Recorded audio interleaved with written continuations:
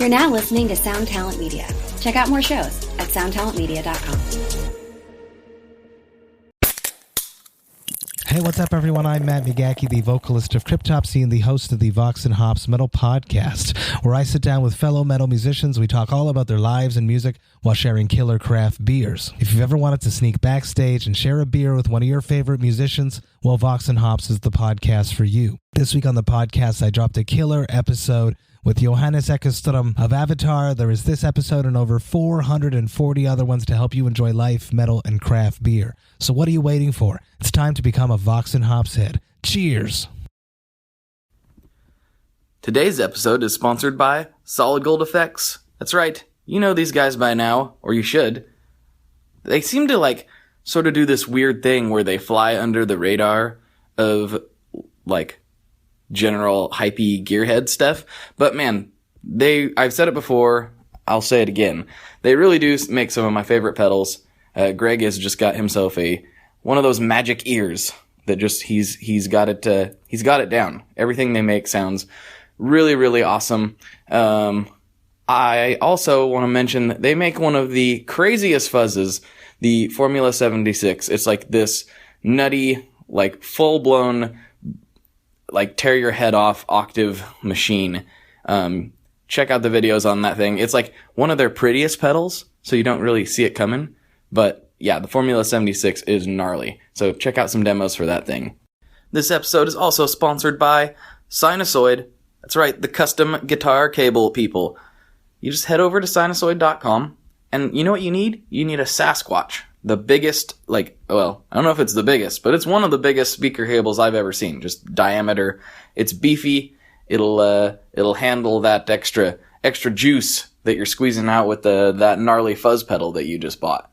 You need to go to Sinusoid. They have a 100-year warranty on all their cables.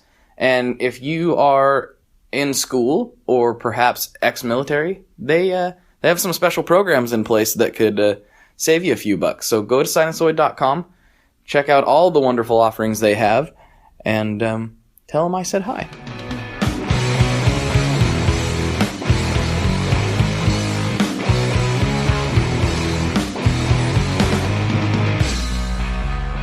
Hello, everyone. Welcome to another episode of the ToneMob.com podcast. I'm your host, Blake Weiland, and with me today I have John Snyder, another John Snyder from Electronic Audio Experiments. How you doing?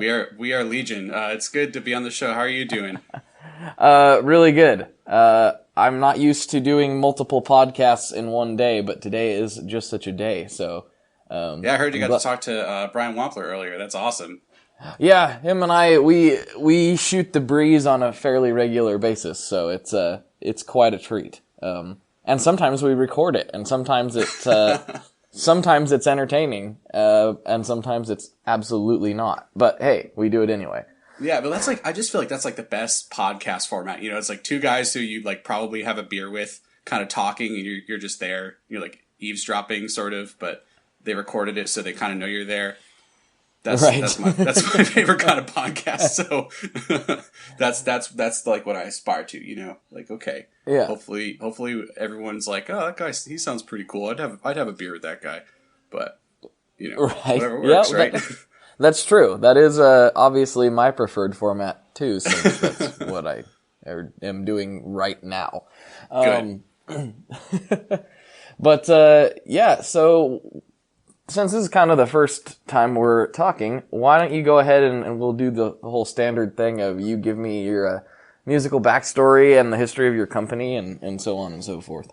Yeah, totally. Well, when I was 6 years old, when I was in first grade, my parents were like, okay, we really want you to start taking music lessons, because I think parents are oh well, when kids learn music, they become smart and well-rounded and all that good stuff.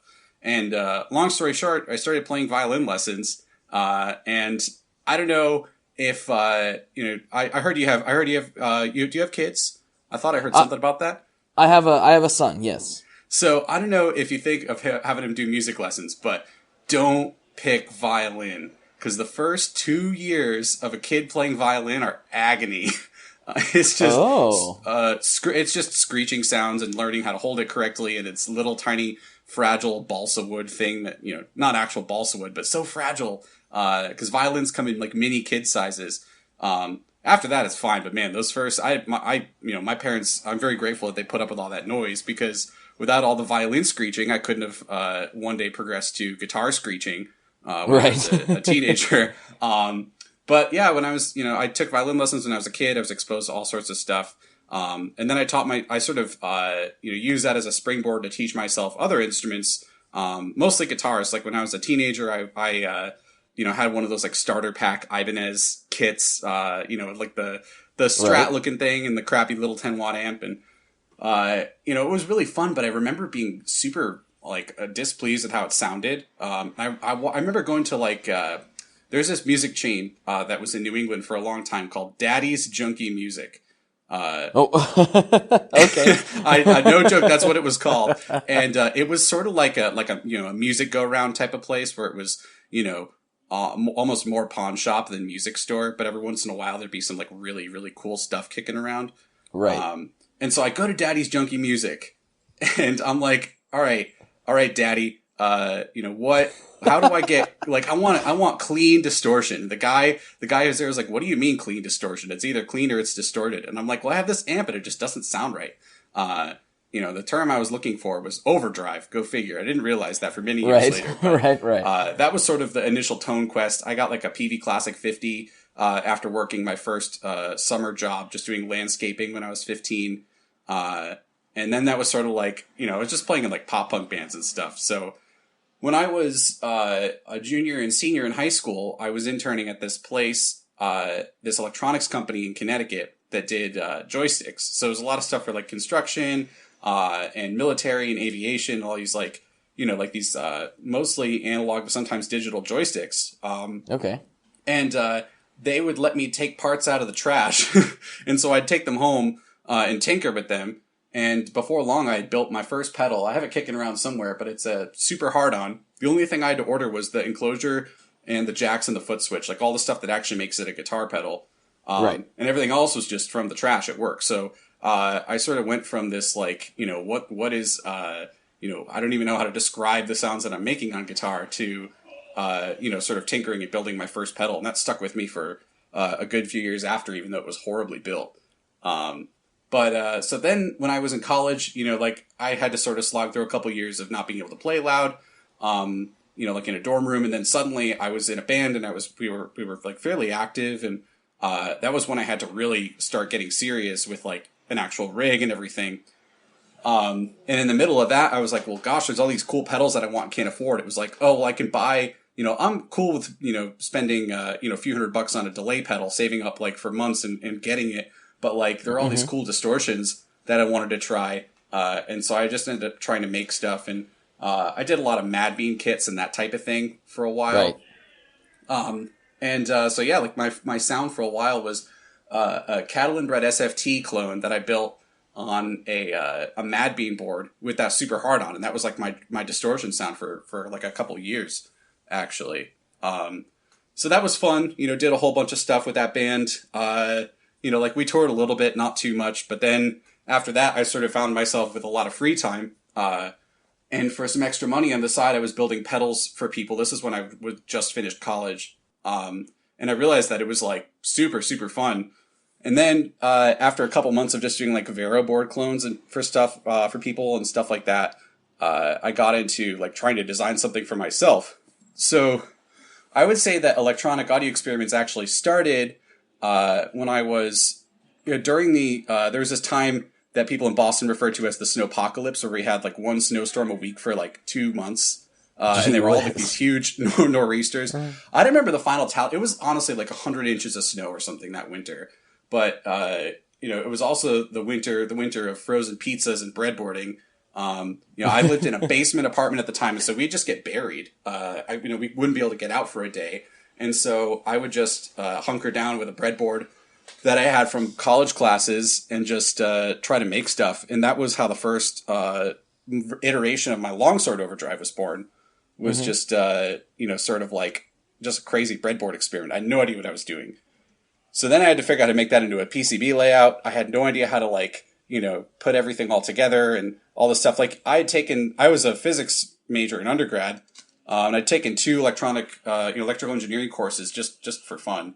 What you learn in those classes has very little application in audio. Like you sort of go around the edges, but like you could build like an MXR microamp or like an LPB1 based on what you've learned after like 2 semesters of electrical engineering in college. But they don't talk to you about stuff like, tone, right? It's such an abstract concept. Like, well, how do you make something that sounds good? How do you make something that sounds good distorted? Like distortion in like any other field of electronics is complete garbage. You don't want it, right? So it's like in guitar, all of a sudden you're like, well, I have to make this distort. So all the things that I know from a data sheet, I got to either read between the lines or throw out entirely. So there are all these guys who, like me, like this is where I'm coming from, like have an academic knowledge. And then when you actually go to build a pedal, it's kind of garbage. It doesn't really get you there. Interesting. So, this whole winter of breadboarding and stuff, I made the first longsword overdrive, and, I had to kind of learn quite a bit since then, but, that was like my first foray into Eagle and making a drill template that didn't suck and like actually putting together a product. And, they were in plain powder coated boxes with a hand painted sword on them. And like people bought them. I sold 15 in like a month, in the summer of 2015. Cool. That was sort of the like, the impetus to get going with more of them. So those 15 or so people who were like, oh, I'm going to take a chance on this guy. Cause, I knew him from when he was at a band, or I just like his approach to guitar sounds. Like, holy cow, those people, right. I owe them like almost the whole, everything getting started with that. So after that, other designs came out. I started like really trying to fill in my fundamentals, reading a lot of books, talking to other people in the industry, sort of just like seeing what I could see. And it's been a hell of a ride so far. But that's sort of where it started, was just like a kid who couldn't talk about distortion properly, and then sort of just like coming at it roundabout by being like, oh, the stuff I learned in electrical engineering like could maybe work for this, and then sort of doesn't until you sort of learn how to read between the lines. And what's funny is now I think about all this is that I'm in grad school for electrical engineering. I'm in an electrical engineering program, but the lab that I work in is all optics. And so this is a thing in a lot of schools, is that all the optics labs are kind of under the umbrella of their electrical engineering program. So all of my experience, in this double E program, like, doesn't have to, it relates even less to audio than what I did in undergrad. So go figure, but still fun stuff. Nice way to balance my time, Is there anything that you're finding crosses over? Cause there's a few guys, not very many, but there's a few guys in the industry that are actually, that took electrical engineering, and they seem to be some of the go-to guys. You know what I mean? Oh, certainly. As far as for people to, have designs done or help with designs or whatever. Is there you're talking about how you kind of read between the lines, but are you finding any of that valuable for what you're doing at all? Yeah, I mean, it's certainly not an absolute. It's sort of like, if you're good at electrical engineering, you approach problems in a way where it's like, this has to be efficient. This has to use, like all the best parts in the best way possible. You think about things like, what's this going to cost when I'm done with it? You think about there being a low noise floor and it working with all kinds of different types of gear. And you think about like your control tapers, like you ever play a pedal that's really cool, but all the interesting stuff on a control is bunched up in the last 10%. Like, that's the kind of thing. If you're trying to make consumer electronics, like you think about that all the time. If you're coming from the, like, I'm going by my ear and building this on a breadboard approach, or I'm taking a classic design and putting a switch on it that does my favorite mod, you might not think about those things because they've already been thought of for you. But when it comes to like, why does a circuit sound good? Like what frequencies are good for guitars? You can't just read an electrical engineering textbook and then like know all of that. You can't just say like, oh, well, this circuit's going to sound better than this one, because it's all subjective and it's all, like what's it feel like in your hands when you're hitting guitar strings and actually like playing this thing. So the guys who actually go, my educational path was kind of unconventional because like I'm a physics guy mostly, but The guys who did like a full, electrical engineering degree, they know like the industrial design side of it. They know how to make microcontrollers work. They're really good at PCB layout. Whereas like I had to come about that sort of, in a roundabout way from like textbooks and talking to people and studying stuff that I knew was good. So those guys, I mean, like, I can't think of anyone specific. I mean, shoot, I'm drawing a blank right now, but, like the guys who can do like all the fancy microcontroller switching. I mean, or even just companies like, you look at Strymon, right? Like those guys aren't, they're not self-taught engineers. Like those guys have, decades of experience and education and, like all sorts of stuff because they're doing all sorts of mixed signal systems where you've got an analog front end, especially with those new drive pedals that they're making, and then super complicated DSP, and then you fit it all into a package that's smaller than a lot of other pedals on the market. Right. So it's, there's no one right way to do it. I think about this stuff a lot because, I like to have a really scientific approach, but that sort of ends somewhere along the way. At some point you have to just like shut up and play the guitar. Right. And just see what the thing you've made sounds like. Yeah, exactly. Like I love circuit simulation. Like there's programs where you can drop a schematic and you can look at, if you put a pure like tone sine wave in, what it's going to look like when it comes out. And, you can say, okay, well, based on this deformation, this distortion of the sine wave, you get these harmonic products in a Fourier series. But like, if you don't know what that means, like if you don't know what that's going to sound like, then why do it? You have to go listen to it and then say, oh, that's what that waveform means. And the people who know the most about that, I think, are actually like audio engineers. Just the other day, a buddy of mine posted this. It was a spectrogram of a recording he's doing. He's a recording engineer here in Massachusetts, and he was like, "I found it," and it was fret buzz on a spectrogram, and it just was this like big color blob diagram thing, and he had circled this little tiny dot on this graph and was like, that's fret noise. I can edit that out and it's not there anymore. And I was like, wow, I thought I knew stuff about frequency and phase, and this guy like is putting me to shame. It's fascinating. That is so those really are the guys. Interesting. Wow. Those are the guys you could talk to be like, oh, well, I know that if I have a pedal, like if you take a guitar pedal and you boost all frequencies equally, right? It's going to sound like crap because if you boost all 5 frequencies on a guitar, it sounds like, tinny and not good. And if you boost low frequencies, then it distorts too quickly. It sounds muddy. But if you talk to an engineer, they're like, oh, well, you typically want to cut everything below, like a few hundred hertz and then cut everything above like, 2 to 7K, depending on who you talk to. You're like, oh, well, that makes sense. But you won't really know that unless you talk to the guys who are EQing guitar. Like the electrical engineers might not necessarily know that. And there's nothing in a textbook that would suggest that the ideal range of a guitar is like that frequency range. You're thinking more of like a hi-fi where you want everything from 20 to 20K and even really beyond 20K a little bit to be properly reproduced. Mm-hmm. That's interesting. That brings up something that Keeley mentioned on an episode a while back where they pay a lot of, with their digital designs, they pay a lot of attention to filtering. And he was talking about that same thing. Like most of the time, anything above like 2K, he basically just gets rid of. Yeah. For the most part.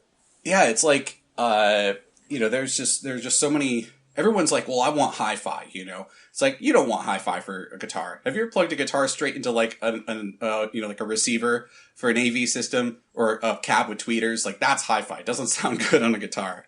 No, it doesn't. It sounds awful. So, unless you're doing really specific stuff, but, it's just not how it was designed. So that's, that's like one example. I mean, it's such a complex thing. And like, I could go on about this for ages because I don't know the right answer. But, like that's sort of, like, I guess, where like my like ruminations on it have come about, right. Where does this actually all come together? Just what sounds good in an actual mix. Mm-hmm. So do you think of, when you're designing things, do you think of things from a recording perspective or a player's perspective, or how do you kind of approach it?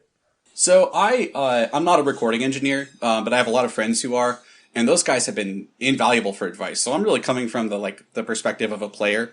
I have sort of unusual taste in that I like fairly flat sounding guitar amps for clean tones. Like my favorite amp, like when I was in my old band, the first like serious tube amp that I got was an Ampeg V4.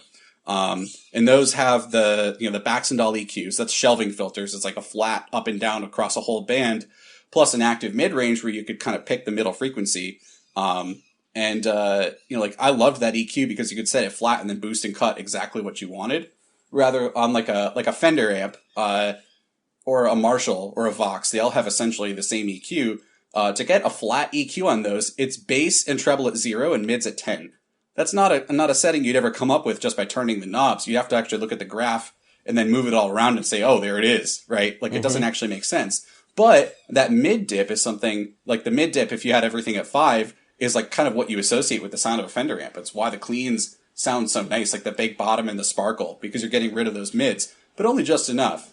But I found that I really liked the amps that had a flat tone, and so running a pedal into those is going to sound totally different. Makes a tube screamer sound like really nasally. It can make a big muff sound kind of like strangled in a way. Like you have to have the natural scoop of certain things to make them work. So I was using pedals that sounded kind of weird in other circumstances. It's just kind of that was sort of what informed my taste. And so now I have to remember sometimes if I'm doing a new drive pedal, I've got to test it with something that sounds Fendery, because like that's closer to what most people will use. And then, of course, I can bounce back off the recording guys and say, like, okay, like, does this actually make sense? Or is this just, like, being informed by my subjective experiences as a player?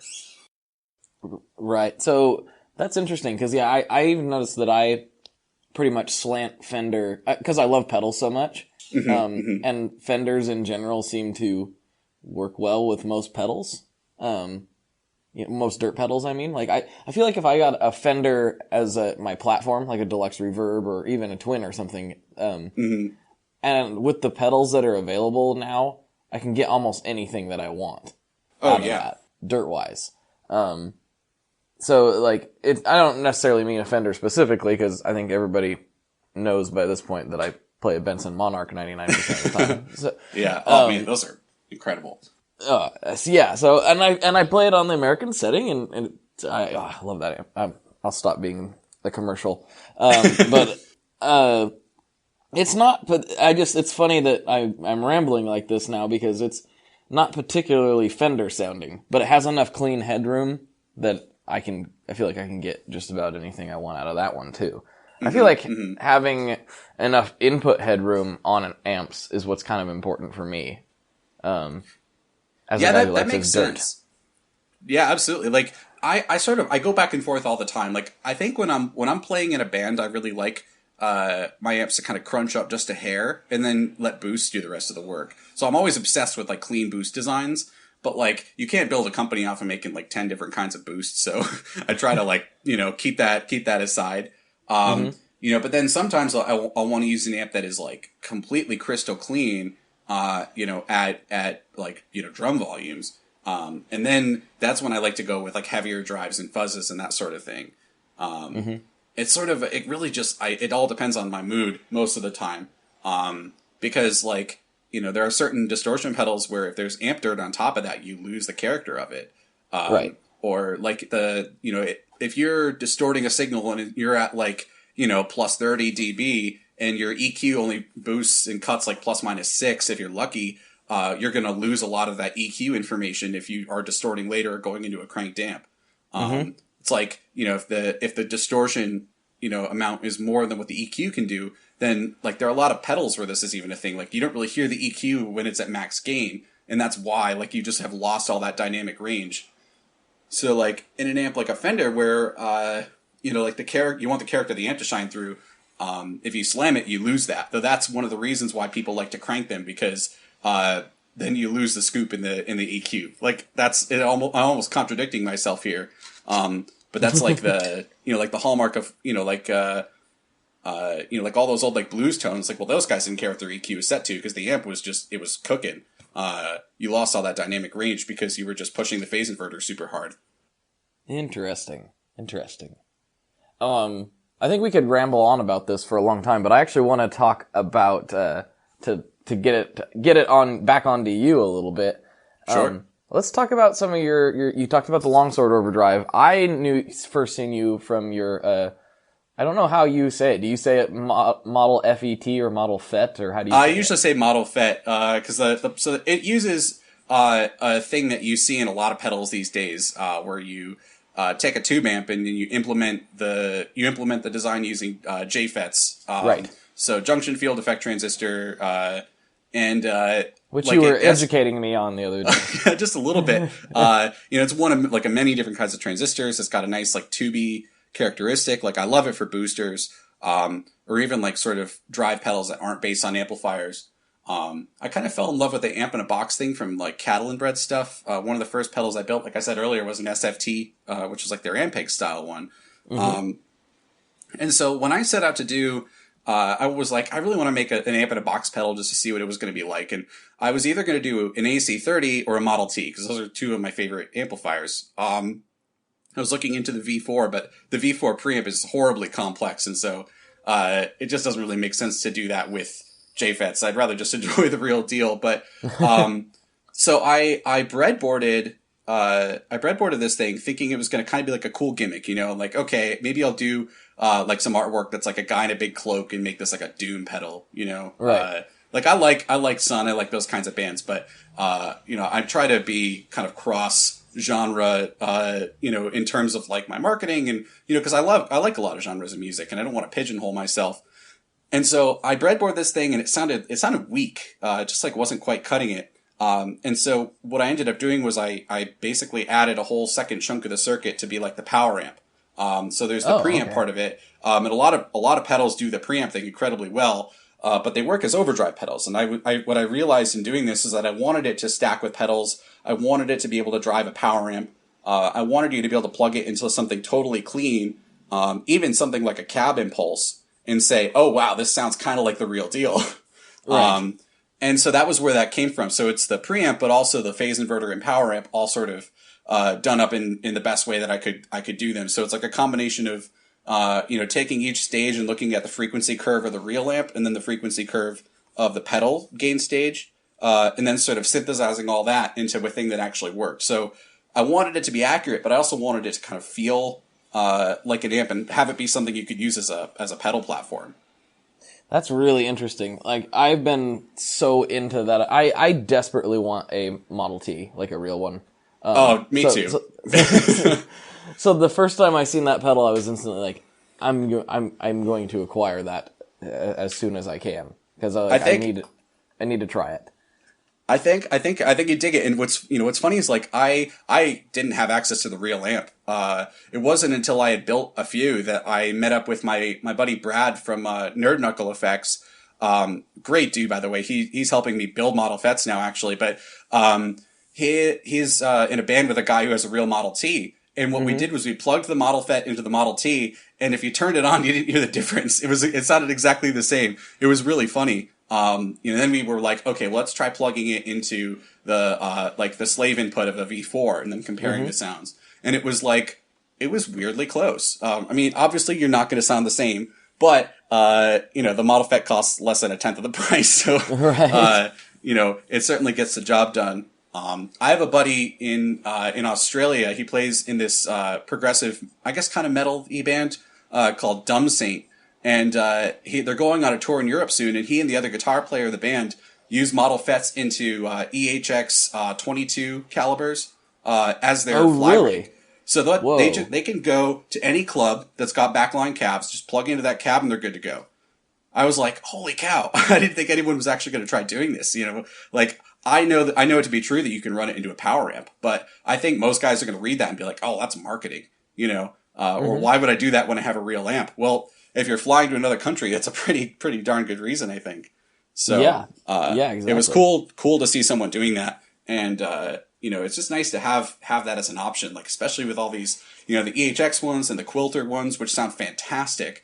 Like you can have your whole amp be in your backpack, which you just couldn't do back in the day. As much as I love tubes, like man, some of this like compact Class D stuff, the convenience just can't be beat.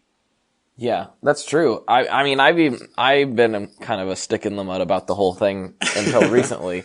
Of course, I'm not flying anywhere. I'm just going out into my room and just playing. So it doesn't. I don't care if it's a full stack. Like it doesn't. I don't care how heavy it is. But As soon as I go to band practice, I do, though. Oh, yeah. It's like, oh, I gotta haul this thing. Blah. So speaking of Sunn, I have this big old Sunn 2x12 cab. That's like my favorite cab right now. It just they're so nice. It sounds so good. It's got the original speakers in it and stuff. But I had to haul that, and I know what people think. Well, it's a 2x12. It's not that big. This thing is a massive 2x12. Oh, I believe it. I believe it. Just I think it's probably 3/4 inch plywood. Like that's like. I used to not have to worry about carrying gear around because my band had a van, and then the band ended, and I have a Honda Civic, or a Honda Accord, so I was like, well, I can't fit a 412 in here anymore. Like, I gotta get creative. Right. I love my favorite cab right now is the TL806, which is an electro voice design. It's like essentially meant to be paired with the EVM 12L. It's got the right porting, and the box parameters are all matched up. And so I can take the Model FET and plug that into the aux input of... I've been using a Lab Series L7 a lot lately because it's just got a very clean 100-watt Class AB transistor power amp. And then running that into this TL806 cab, which sounds like a tiny 412. And it's just the best home rig. It really I love to run different amps into that because it just has the right feel, even though I'm not playing at stage volumes. And then when I take it out to gig, I can just put that next to other stuff and it really fills out the sound. That's interesting. That's really cool. If you're ever looking for a 112, I think you could get people who, it's an open source design, like the drawings are just available. I think you can get anyone to build you that cab if they know woodworking. Woodworking is like dark magic to me, so I'm not the best person to ask. But for guys who know how to do it, they're like, oh yeah, you just cut all the pieces out and you put them together in this way and you're good to go. So nothing fancy involved. It's just known dimensions. The hardest part's finding a good speaker. Interesting. What kind of speaker's in yours? There's an EVM 12L in mine. I bought it, me and my graphics guy, Zach, bought the two of them as a package deal on Craigslist for, a ridiculously low price because the guy was selling it as a PA. And I'm like, no, these are really good guitar cabs. You don't know what you have here. He was like, this thing it's just not loud enough for a PA. So I think we paid $60 each for them, which is less than what the speaker is worth. Yeah. But you can use an Eminence Delta, and those are 99% the same as an EVM 12L. They just, in fact, the Cone's actually a little more robust. They just don't have quite the same frequency response. Interesting. But great speakers, though. I just love really high headroom, clean, crisp speakers. And I think that's why the Model T was so appealing, because that itself is a high headroom, clean, crisp amplifier. But at the same time, it's got a little bit of kind of harmonic dirt to it, no matter where you have it set. Even the clean settings are never truly clean, even though it's big and sparkly and big broad bandwidth for guitar. It's just a contradictory beast, but man, I love them. They're just so cool. They're a weird amp. I've played them a couple times, and it's so funny how when people see them, they don't think clean. Mm-hmm. You think Doom. That's what you think. But they are super clean sounding, and pretty sounding until you got them just absolutely at ear bleeding volumes, basically. Exactly. And it's all it is. It's a super bass, it's literally, they just copied the super bass. I think they changed the taper of one potentiometer in the equalizer, so it's got a different feel in the bass. And then it's a really hi-fi power amp, something you see in a Dynaco unit, which is what all Sunn amps were. It was just a guitar preamp with a Dynaco hi-fi power amp. You used to be able to get the Dynacos as kits back in the 60s and 70s. And it's just crazy how that sort of spawned a whole new take on guitar amps, which was way different than what Fender and Marshall were doing. Because if you compare a Model T to a super bass, even though they're really similar, they have their own thing going on for them, which you can't say about a lot of stuff. So I think that's really cool. I did not know that about the Sunn stuff. That's really fascinating. So if you find a super, not a super bass is going to be much cheaper, but right. You ever get a chance to mess with one, they sound and feel very, very close. Because they're not really like other Marshalls either, because they just have so much headroom. But right. Just incredible sounding. This whole conversation just reminded me of something, not necessarily in my hometown, but really close, like just across the river from where I'm at. Mm-hmm. Conrad Sunholm lives over there. And oh, no kidding. Oh, wow. Yeah. It's crazy that he's still building amps. Like, you don't hear about him a whole lot these days. I think it's because they're so expensive. Could be. But, and I think he's sort of like, I don't know if he really understands why people like his amps in this day and age, like, I think he's like an old school rock guy, and he's like, what are all these, like heavy bands doing with these amps? Like, why don't they have like Mesas or something? Right. Like, I don't know. I have spoke with him a couple times. Like, this is all just coming back. I kind of forgot that we had been talking about him coming on like a year ago, but I need to get him on. But like, I got that vibe from him. Like, he didn't quite, he wasn't plugged into that world to know that, like, I mean, what's Doom? Why is there a band named after my amps? Yeah. What's with the robes? Like, it's just so funny. Like, sometimes you make something and it runs away from you in a really cool way. Like that's something I think to be excited about, even if you don't get it when you're doing it. I'm sure he doesn't mind, because sure. I'm sure that business somehow trickles through to him in some indirect way with his current amps that he's making. Mm-hmm. But yeah, it is funny. You're right. Things can like take on like a new, like, I don't know about new life, but like they can get away from you. I don't think that Boss made the HM2 thinking they were going to basically invent black metal. Yeah. Oh, absolutely. I mean, geez, like that was supposed to be their take on the Marshall sound. I've never gotten one to sound like a Marshall. I don't know anyone else who has. Or it's like the Jazzmaster story too. Like the Fender's like, oh, well, this is a jazz guitar. And everyone said, nope. And then in the 90s, everyone started buying them up because they were cheap. And then boom, all of a sudden you have all these indie rockers and shoegaze guys were using them. Like no one expected that. No. Like, no, it's a Jazzmaster. It's called jazz. Like, no, nobody expected that at all. And the jazz guys kind of, for the most part, kind of rejected it because it wasn't. Yeah, that's my understanding. Like, I mean, I remember, like the first time I saw a jazz band live, the guy was using his neck pickup with the tone all the way off, and I was like, that's a weird way to play guitar. But then I got my first Jazzmaster and I put on the rhythm circuit, and I was like, oh, there's that sound. I guess it kind of makes sense. Yeah, that's what they're shooting for.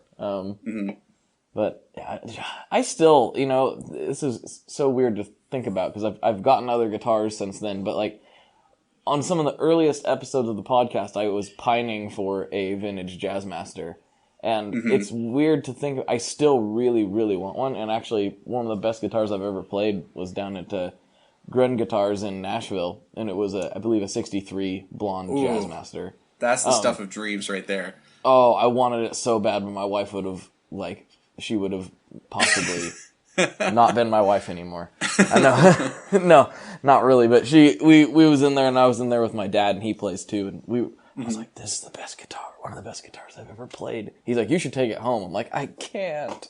I can't. Jeez, those, those are some of the best. I just like old. I'm right with you there. Like I would love a vintage Jazzmaster.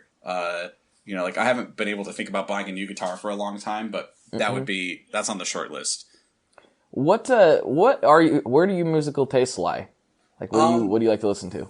Oh man, it's funny because I was just trying to answer this question to someone who like wasn't really like a music person. I don't know how to answer this without sounding like an idiot, but like I like all kinds of stuff, but it's sort of like kind of it all sort of, there's a common thread tying it all together that I don't know how to put into words. But so what I'll say is my favorite album of all time is Music for Airports by Brian Eno. That's like, if I get marooned on a desert island with one record, that's the one that I would like to be marooned with.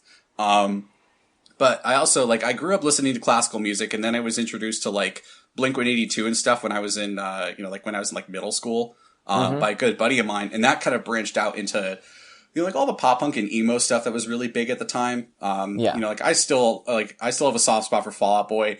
Like, all the, like, Taking Back Sunday, like, all these, I was a huge fan of Motion City Soundtrack, who was, like, they feel like they sort of took a step ahead of it. But then I was really into like sort of seeing where those guys came from So like with Motion City Soundtrack, I was like, oh, well, I want to look into, Weezer as an obvious influence, or Jawbreaker, or like Sunny Day Real Estate. Like, and then I was like, oh, okay, I'm going back into the stuff that's cooler and cooler.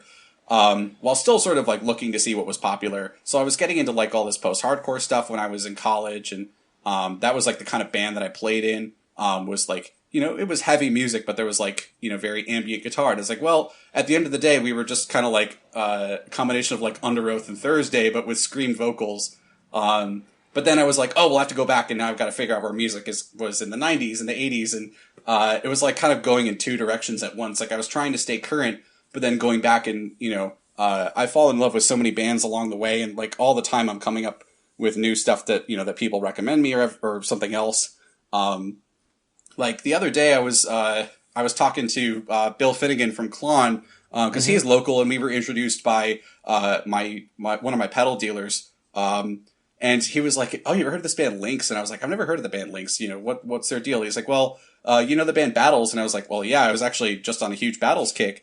And their guitar player used to be in this Boston area math rock band called Lynx. They were all instrumental. They just were like, Telecasters into twin reverbs, and just like played really loud. But it was kind of simple, but at the same time, like really, like the guitars played off each other in a way that was very unusual, and sort of was bigger than the sum of all the parts. And the drummer is just incredible. So yeah, it's just weird. Like I'm all over the place. Like I really like heavy stuff. I really like ambient stuff. I love folk music too. Like I'm always going to be listening to various things. Like, I remember hearing the "Oh Brother, Where Art Thou" soundtrack when I was like 15, and being like, where did all this come from? And then it was just going on to, that was a side of music I never really understood. Cause I was like into like, rock, all the things that sort of branch off of rock, and, the billions of ways that they do. But then going back and hearing that, I was like, oh, this is incredible. Like, this is why people play acoustic guitar, and that soundtrack still sticks with me. And then the Coen brothers got me again, with the soundtrack for Inside Llewyn Davis, which my girlfriend and I listen to all the time. God, that movie is incredible. That's such a good movie. Both of those. I love movies, Oscar Isaac. I want Oscar Isaac to make an actual solo record someday. Like if he was like Kickstartering that, I'd be like, here you go. Like it's just, not that he needs to with the Star Wars money and all, but like, man, like he's so talented. Like the dude went to Juilliard. What? Like he never would have expected that. The songs he does on the soundtrack are just so brilliant. Yeah, they're great. That was a good movie. I need to rewatch that again. That's a really sad one though. That's the one that like I think I saw it like a year and a half ago. I could probably see it again now, but then I have to wait another year and a half because it's just so soul crushing. It is pretty upsetting. But it is a Coen Brothers movie, so well, that's to be expected, I guess. Yeah. But yeah, I guess I'm all over the place really. So it's just kind of how it goes.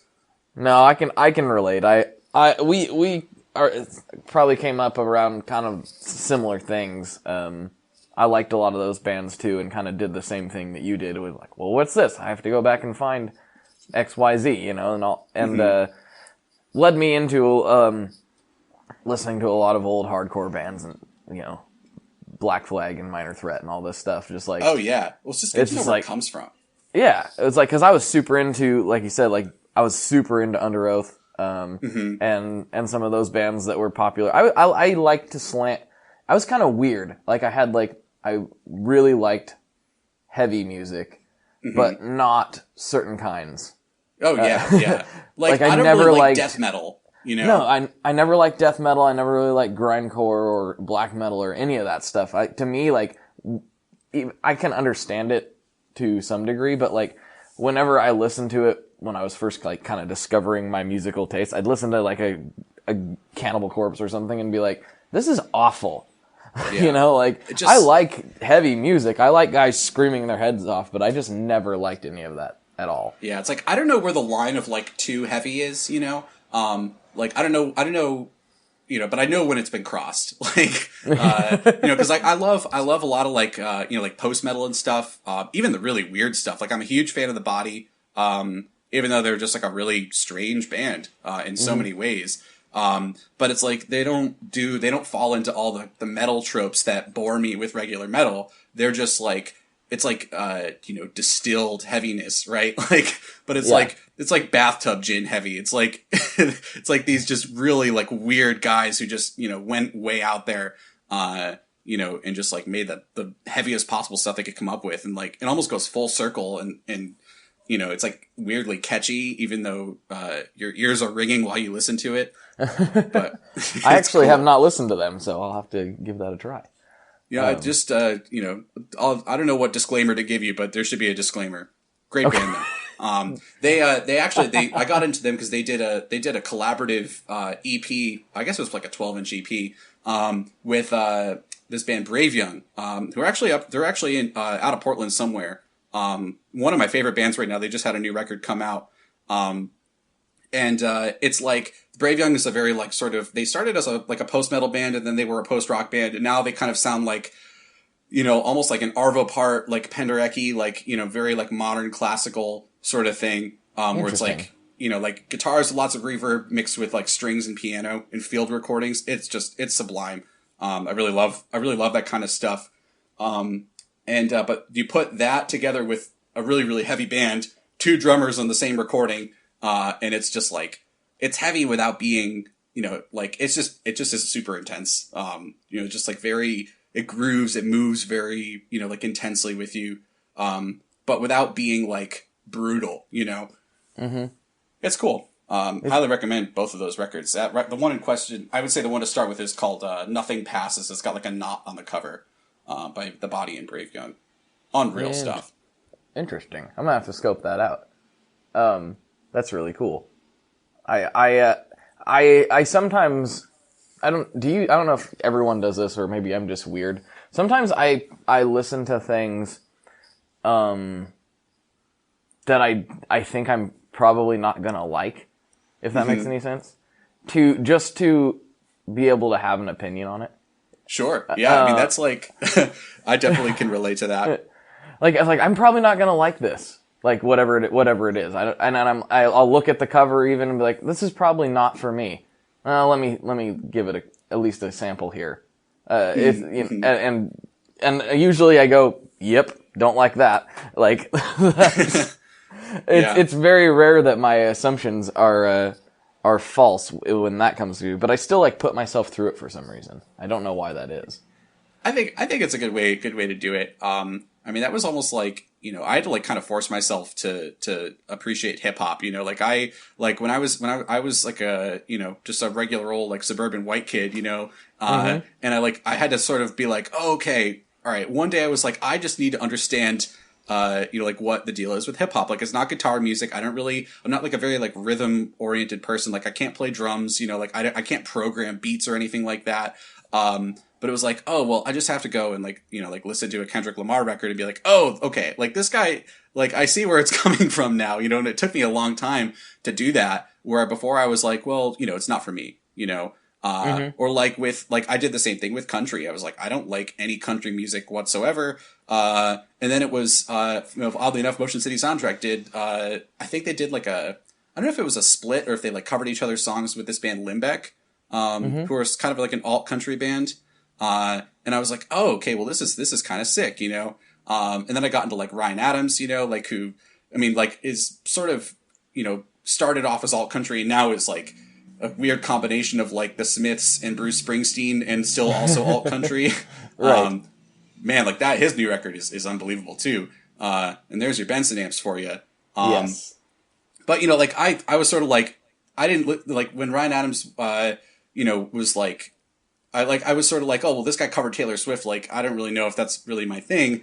But then my graphics guy, Zach, was like, well, you have to listen to his like actual, like, his self-titled was the first one I listened to. I was in college, or shortly afterwards, I guess. And I was like, oh, well, this guy's super talented. I was just writing him off because he covered Taylor Swift. So, whoops. Not that there was anything wrong with that, but I was like, if this guy is covering a country artist, then like, I don't know if it's going to be my thing. And it turns out he's just super talented. Doesn't matter what you play. Well, yeah. I mean, the whole country music thing is a huge sticking point for me. I have so much to say about it. 'Cause I grew up and love country music, but I feel like nothing that's on modern country radio for the most part is country at all in any conceivable form. I think that's really a really reasonable thing to say. I mean, I sort of grew up, it was like, I don't want to hear about pickup trucks and, drinking beer and, I was like, no, I just, it's like the same recycled stuff over and over again. But then almost like, like the Old Brother Where Art Thou soundtrack, I was like, okay, something happened between, the era that this music is an homage to and now, where it just started to suck. Really badly. Like really, really really badly. And sometimes you just have to go and find it. So, it's there's some good stuff out there. And the fact that, Sturgill Simpson was nominated for a Grammy, like made me so happy. Yeah. His record is brilliant. I love that guy's output. It's so awesome. He just came out of nowhere, I feel like. I mean, obviously he didn't, because it sounds like he's been working his ass off for years. But like, as far as people who maybe would not have ordinarily listened to country are concerned, he just blew into town and is just tearing it up. I'm sure most people who had never heard him before saw those live performances he did on like Kimmel or something like that. And were like, Saturday Night Live. Wow. Yeah. That was what it was. SNL. Like, I was like, this dude has like, someone lit a fire under him and he's just like, man, you tend to associate that kind of intensity with other kinds of music, not country. And then you see that, you're like, this is eye-opening in so many ways. Yeah, well, it's that was sick. That was a great, and backstory with that guy a little bit. The first time I'd heard of him, he was coming to Portland. This is gonna sound kind of funny, but it was actually awesome. We had a chili cook-off here in Portland with like some of like the most popular chefs from like the best restaurants around here, and they all made chili, and it was at Mississippi Studios, and one of my favorite bands, Lucero, was headlining. And Sturgill was opening for Lucero. Oh, nice. So we my wife and I are like, oh, we're totally going. We eat chili and watch Lucero? Yeah. Sign us up. Man, that sounds great. So we like, who's this fellow? Sturgill Simpson. Who is this guy? And we Googled him and found a couple videos of his first record and from some performances he did at some breweries, and he'd actually been to Portland a few times, and I was like, this guy is what we need right now. Like, it was just like his first album was a straight up like outlaw country record. And so we went and seen him, and it just killed it on stage. And then and then we've been following him and listening to his records ever since then, and he's both one of our favorite artists. And to see him go from playing a chili cook-off to selling out huge auditoriums, here in Portland specifically, like selling out the Schnitz 2 nights in a row, it's like, this is the greatest thing. Like, I'm so glad that he's doing what he's doing. Well, it always feels validating when like someone who you're like, this guy needs to be the biggest, artist in the world, and then they go and do it. Like, it's, I'm not really the kind of person who's like, oh, that band got popular and they stopped being good. It's like, that band got popular and I'm like, they could probably, actually afford to feed their wife and kids now. Like, yeah, exactly. They have the resources to go spend a month recording an album in Nashville or something like that. It's like, man, like, that's something we should all want for everybody. It's like, totally. Just, it's so cool. Yeah. It's been very. I've been very happy to watch him do what he's been doing. It's just like, yeah. And then where I was going is I went to that performance he did on SNL. That's what. So I took my dad to his show. Here just before that performance came out, and I was trying to describe to my friends, like, no, this show was not even what I expected, because it was completely different than the first time I'd seen him. And I was like, it was like 3 hours straight of, awesome songs, and he never took one break. And wow. Yeah, and the band was insane. As you've seen, it was, everyone did solos on every song, and it wasn't annoying. Yeah. It was Which amazing. in and of itself, I don't care what, like, you know, for any genre, that would be a hallmark. Like, just not being annoying with a solo, man. Yeah, like takes a lot. On every song. Like, okay, now we're gonna have a guitar solo. Now we're gonna have a organ solo. Like, 3 solos per song, basically, for 3 hours. And it sounds like, if you were to tell me that, I would never want to go see whoever that was. But this was actually mind-bendingly awesome. And my dad was like, that's not what I expected. It was not what I expected either. This is great. Yeah.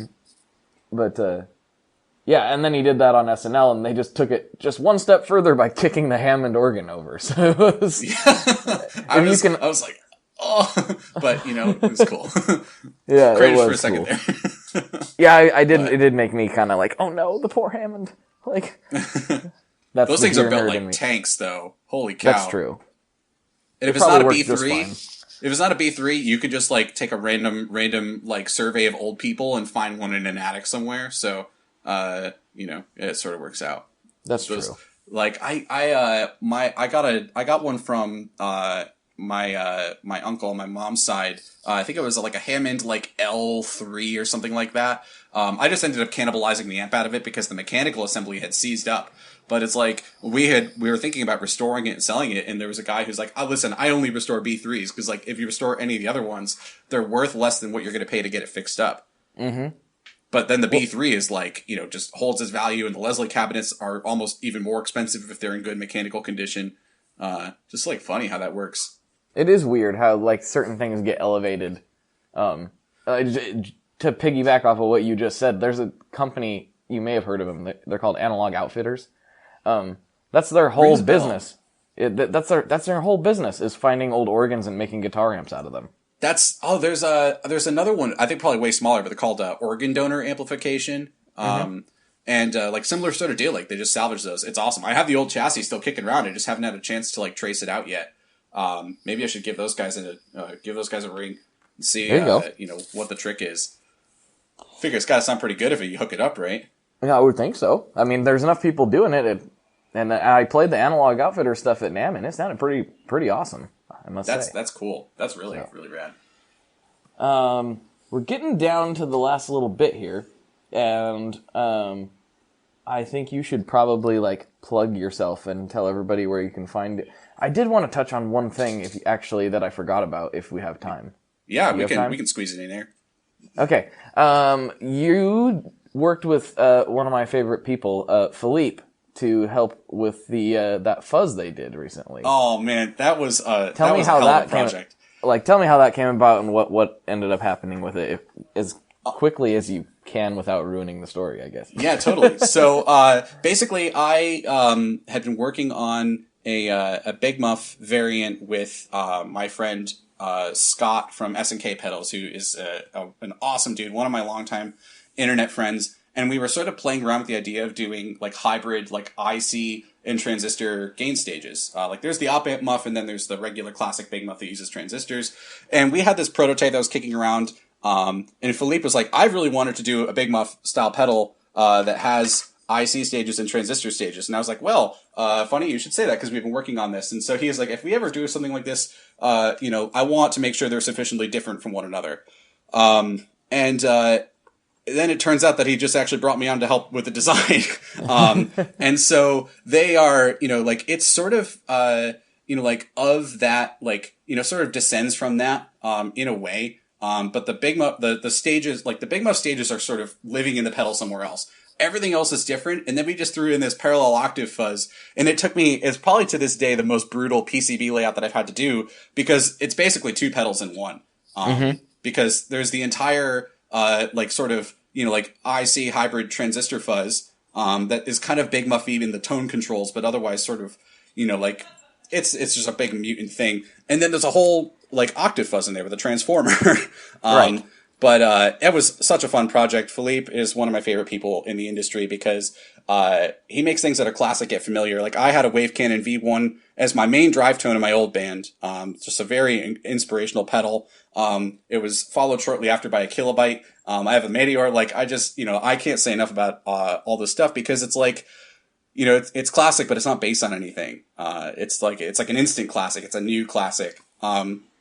And the and the Shigeharu, like, it's just, that thing just, it breathes fire. Like, Philippe did the main, like, conceptual stuff. I was just there to make sure we could fit it all in a Hammond box, and be happy with the end result.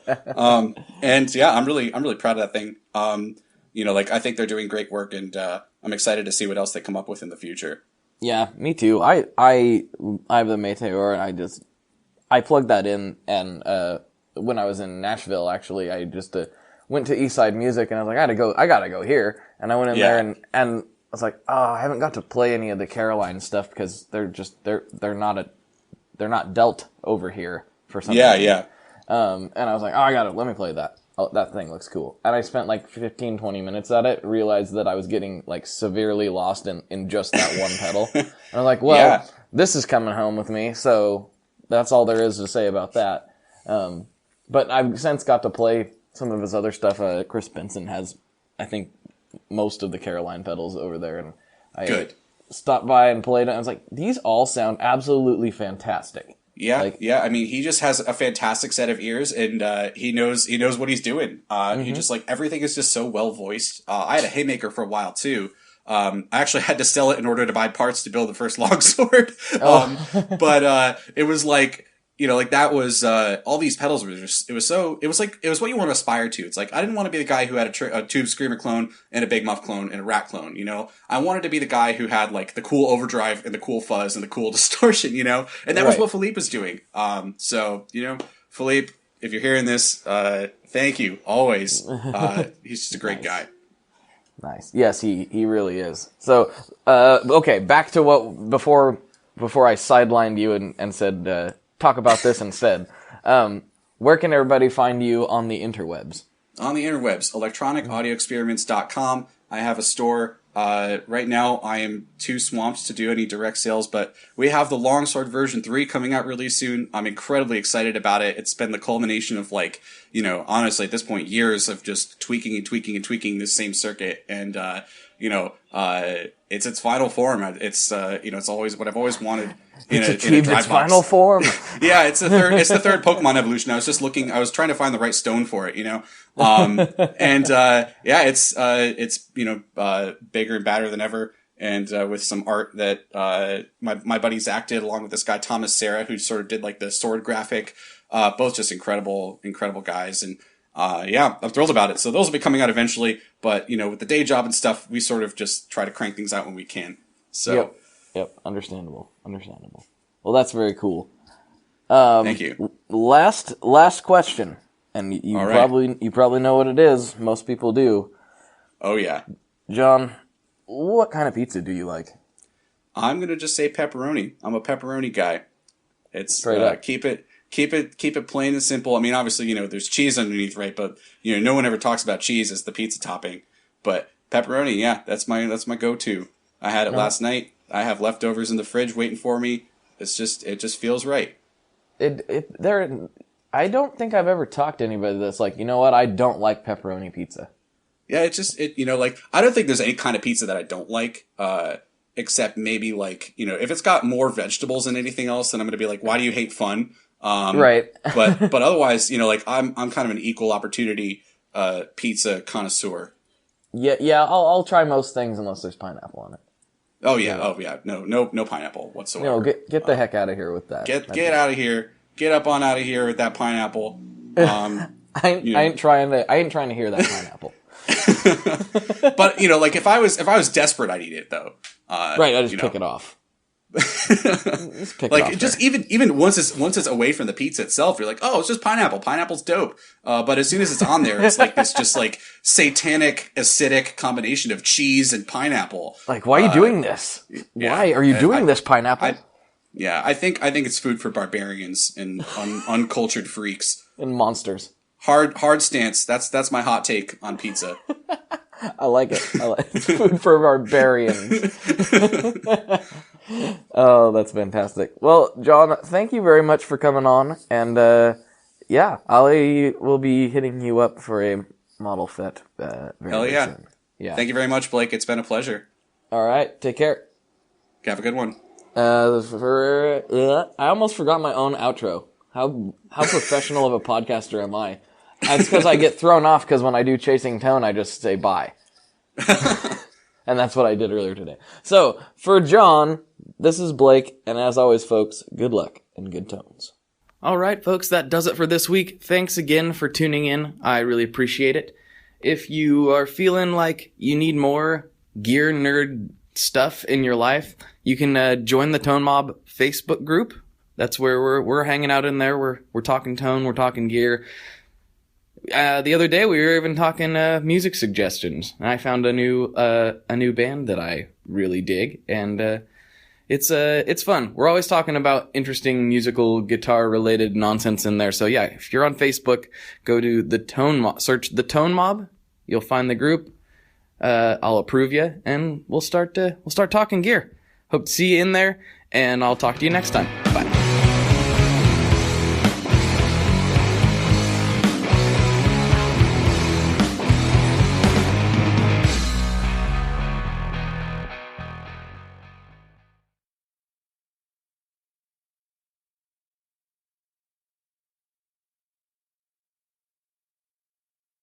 One last thing before we totally sign off here, I just want to remind you that if you do any shopping at Stringjoy, that's Stringjoy guitar strings made in Nashville, that will help me out as well. As I've said for years, I'm heavily involved in that company, and I really do think they're making the best products on the market. So if you would like to try custom strings, go to tonemob.com/stringjoy and check them out today. I seriously love what the team down there is doing. I help them out with all kinds of things, and by you supporting them, you are also supporting me as well. And hey, you need some strings, so why not get some custom strings just for your guitar and playing style? Again, the link for that is tonemob.com/stringjoy, and that will take you right to their website, and you can do all your shopping through there, and that will help everyone involved out. So thank you very much. Talk to you next time. We are brought to you by the wonderful folks at Gun Street Wiring Shop. Yes, Gun Street Wiring Shop. I've talked about them before. I used to say based out of Bend, Oregon, but guess what? Sean moved to my neck of the woods. Sean's in Portland. Sean is awesome and has helped me with a bunch of stuff lately. And if you have wiring needs for your guitar, he can help you too. If you want to get weird with it, he can get weird. If you just need to spruce things up a little bit, there's your guy. He takes all the guesswork out of doing your guitar wiring, and he makes it simple, and his customer service is top-notch, and I can't say enough good things about Gun Street as a company.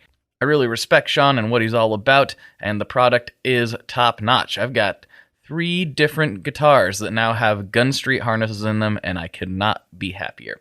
So go to gunstreetwiringshop.com and check them out.